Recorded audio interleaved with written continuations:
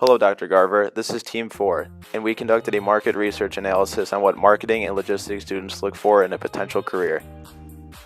Through conjoint analysis, we found that with marketing students, that type of job was the most important to them, while logistics students care more about starting salary. We also conducted customer experience research with 3 different methods. First, we found that students want to work for a company that has a good reputation. We also found that companies perform well when there's a good relationship between the employee and the supervisor. Over 50% of the sample agreed that companies need to improve on distributing meaningful work to entry-level positions. Now moving on to the agenda. First, we will talk about how we conducted our research. Then, we will dive into the results, presenting our objectives before each method. After we are done telling our story, we will summarize our findings. Garver, if you have any questions, please feel free to contact us. Our research method included finding a sample, developing an online survey, and then collecting the data while keeping research limitations in mind. When determining if you have a perfect sample, you have to keep these 2 things in mind. First off, we want to know who exactly the sample is. And second of all, if they represent the population in a way where we could present our data with confidence. In our case, our sampling frame consisted of Central Michigan University undergraduate students studying either marketing, logistics, or purchasing and supply management. Even though we are reaching out to the correct students, we can't assume that this sample matches the population, as the sample size is way too small to be confident. The survey that was distributed was developed with CMU undergrad students. Then it was pre-tested with students who could possibly be taking the survey. And you bet your ass that we revised this as much as possible because it needs to be perfect or there would be no point in doing it. In terms of data collection, this was a web-based survey that was administered in fall of 2016.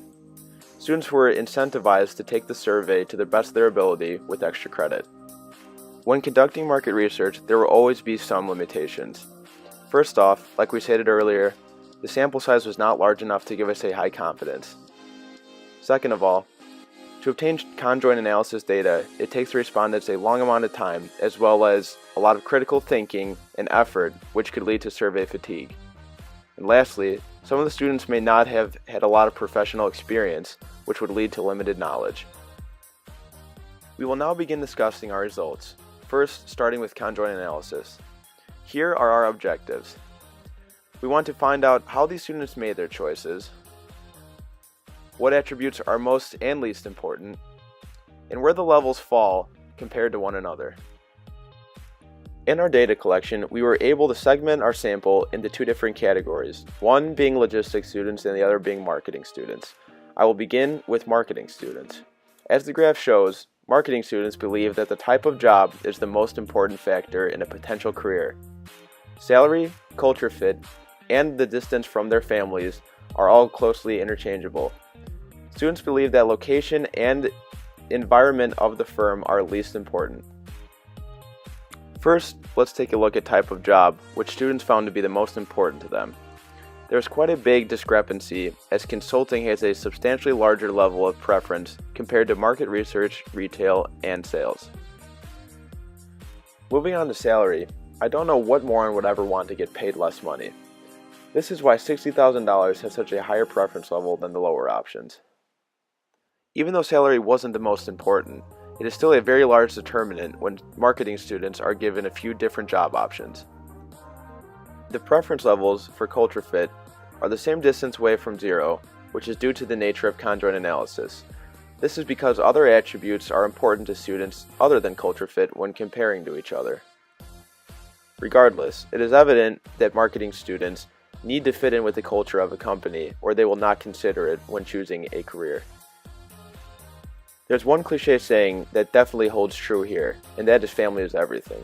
It is evident that students who will be graduating soon will want to be close to their family, preferably at least an hour away from home. When looking at marketing jobs, it doesn't make too much of a difference between working in the suburbs or having the big city appeal. However, most students don't want to be working somewhere out in the middle of nowhere in a rural area. Looking into the environment of the jobs, the preference of traveling for work is higher than staying in an office. This makes sense, mainly due to the nature of consultant work, which, as we discussed before, is the most preferred type of job. Alright, great. So we have all this data. Now what? So what we can decipher is that if a company was coming to Central Michigan University to recruit marketing students, that majority of them would want to go into consulting. Also, they'd probably want a higher salary, starting around $60,000.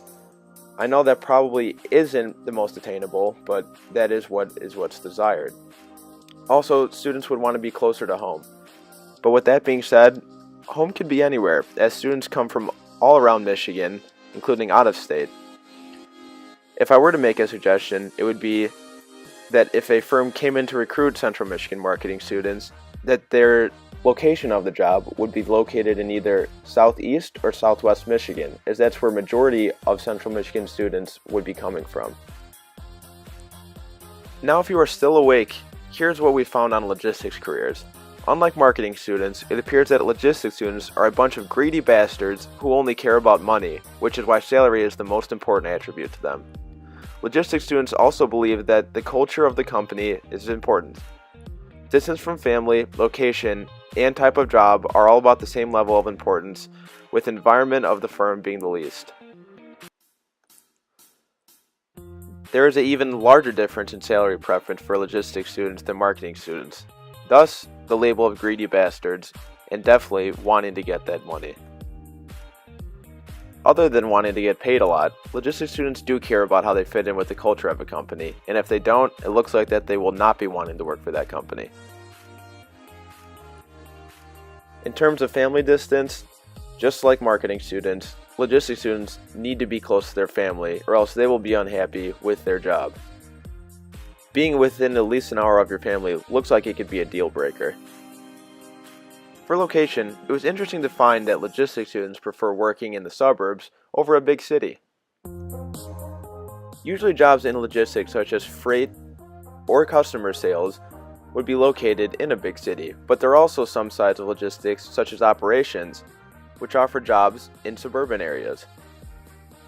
As the graph shows, students would like to work for a 3PL over a manufacturer or retail/wholesale company. A 3PL is a third-party logistics provider, and these companies usually provide a lot of opportunity for recent college graduates. Lastly, looking at the environment, unlike marketing students, logistics students prefer working in an office over a job that has a lot of travel. This makes sense, as logistics jobs usually you're behind the phone talking to customers or carriers, or you're analyzing data. Now that we know a little bit more about logistics students, what can we expect? For the most part, logistics students are about the same as marketing.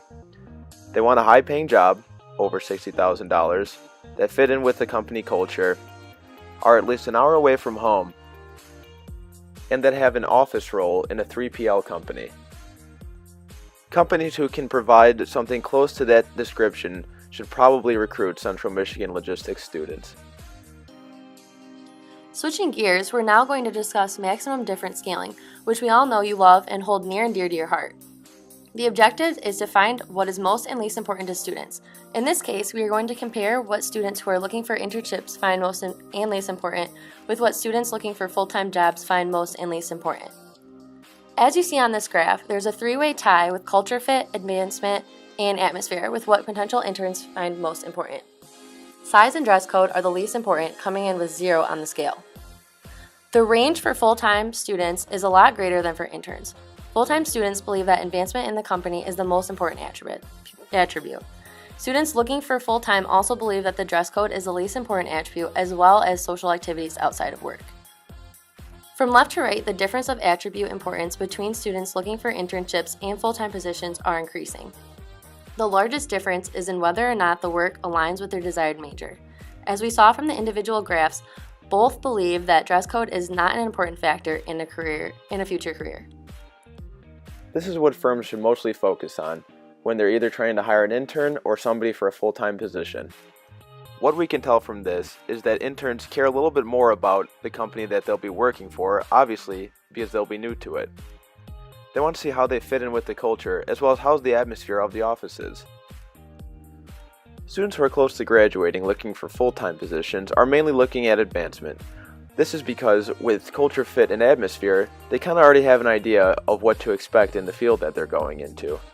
They want to focus on advancement to see how far they could get up in the company or probably to increase salary. Now we're going to move on to the customer experience portion of our research, starting with customer experience performance. This research focuses on customer retention as opposed to our previous findings which dealt with customer choice. With performance, our objectives are to determine how CMU students feel about their experiences with the level of performance at their previous jobs or internships, as well as compare these findings with our best competitor, which in this case is Western. Now we're going to discuss the Net Promoter Scale. Net Promoter Scale shows the willingness of recommendation. The scale ranges from -100 to 100. In this case, the NPS is 15.7, which means that the majority of students would recommend the company that they worked for. The graph shows that students believe that their companies performed well in respect to the relationship between the employee and their supervisor. Companies did not perform well on onboarding process and the level of stress. There is a greater difference between CMU and Western when it comes to performance with stress levels. CMU students have less stress compared to Western students because we don't stress as much at our jobs because we actually know what we're doing. Both CMU and Western students believe that their company was in a good location and that relationships with their supervisors were satisfactory. The performance ratio compares how CMU students pass companies compared to Western students pass companies. Any scores between 0.97 and 1.03 are in the zone of indifference. Scores above 0.103 mean that there is a significant advantage, and scores below 0.97 mean that we have a significant disadvantage. All the attributes in green are attributes that companies CMU students worked for had a significant advantage in. The attributes in yellow are in the zone of indifference, and attributes in red are where they have a significant disadvantage. Now what? Now we could see that CMU students who previously had an internship really enjoyed their relationship with their manager or supervisor. This is a very integral part in determining if an internship went well for a student. Usually, if you don't enjoy the people that you work with, you're probably not going to enjoy the work that you're doing. On the other hand, there are two things that could be improved. One being stress, and the other being the onboarding process. Stress levels could be reduced by easing the intern into the work when they first get there. Also, being there for any questions that they have throughout the duration of their internship. Onboarding can be kind of tricky. The best suggestion would be just try to make it as easy as possible when bringing on the new employee. We are now going to discuss CX importance. The objectives of CX importance are what students believe is the most important attribute to keep them satisfied in their career. When looking at importance results, the results will range from -1 to 1, with 1 meaning there is a perfect correlation between the attribute and the dependent variable, which in this case is NPS. Reputation has the highest correlation with the Net Promoter Score, which means that it has the highest importance to the students. All of the attributes in red were not significant. This means that their p-value is below 0.05. Finally, we're going to talk about improvement. Improvement objectives are, do we need to improve, and if so, what do we need to improve on? 59% of the students surveyed believe that the companies they worked for need to improve. Across all of the attributes, receiving meaningful work is what companies need to improve on the most to retain their interns and to making them want to come back. Raising the salary for the students may also help incentivize them to stay with the company. Now we will discuss the performance importance graph. This graph compares the performance ratios with the importance attributes to show what the company's major strengths and weaknesses are. As the performance ratios, anything between 0.97 and 1.03 are in the zone of indifference. Attributes above 1.03 are the significant advantages, and below 0.97 are the significant disadvantages. The major strength of the companies is fit with the culture, with the major weaknesses being level of stress. Now we could see that the reputation of firms coming to recruit at Central Michigan do make a big deal to the students. As a rule of thumb for many people, you usually want to work at a company that you've heard of before. From previous experiences from career fairs, when a company doesn't have a name that is well known, there's not going to be a lot of people lining up to talk to the recruiters. Switching gears, there are some things that do need improvement, even though a majority of Central Michigan students would recommend their internship to others. The main attribute being meaningful work. Students don't want to come into an internship just getting thrown fluff or daily things that don't matter. They actually want to contribute to a company. So if a company does plan on offering an internship, then they should have some meaning behind it. They should have some value-added work that could actually contribute to the success of the company or save them some money. Through the research, we found that marketing students believe type of work is what is the most important, while logistics students crave the money. In respect to retention, the NPS score was a positive, which means students would recommend the companies they work for. We also found the companies performed the best at relationships with supervisors. Students believe that reputation of the firm was the most important attribute and that companies need to improve on the amount of meaningful work they give out.